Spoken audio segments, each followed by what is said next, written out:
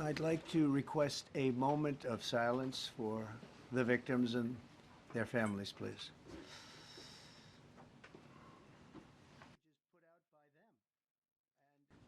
We will state certain opinions, however. I'm also immediately appointing an acting commissioner to the FAA, Christopher Rocheleau, a 22-year veteran of the agency, highly respected.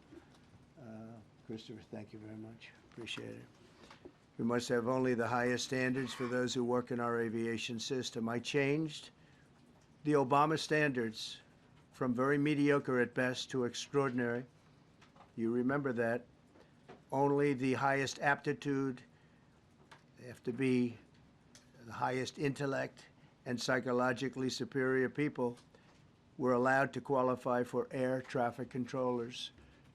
That was not so prior to getting there. When I arrived in 2016, I made that change very early on because I always felt this was a job that, and other jobs too, but this was a job that had to be superior intelligence, and we didn't really have that, and we had it. And then when I left office and Biden took over, he changed them back to lower than ever before. I put safety first. Obama, Biden, and the Democrats put policy first. And they put politics at a level that nobody's ever seen, because this was the lowest level. Their policy was horrible, and their politics was even worse. So as you know, last week, long before the crash, I signed an executive order restoring our highest standards for air traffic controllers and other important jobs throughout the country. So it was very interesting. About a week ago, almost upon entering office, I signed something last week that was an executive order, very powerful, on restoring the highest standards of air traffic controllers and others, by the way. Then my administration will set the highest possible bar for aviation safety. We have to have our smartest people. It doesn't matter what they look like, how they speak, who they are. It matters intellect, talent, the word talent. They have to be talented, naturally talented geniuses. You can't have regular people doing that job. They won't be able to do it.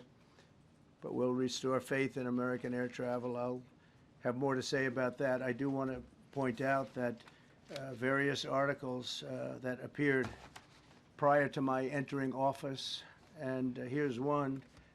The FAA's diversity push includes focus on hiring people with severe intellectual and psychiatric disabilities.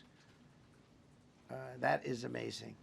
And then it says FAA says people with severe disabilities are most underrepresented segment of the workforce, and they want them in, and they want them, they can be air traffic controllers. I don't think so.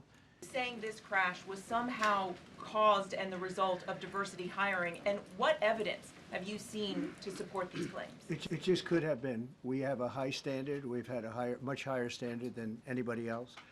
And there are things where you have to go by brain power, you have to go by psychological quality, and psychological quality is a very important element of it. These are various very powerful tests that we put to use, and they were terminated by Biden.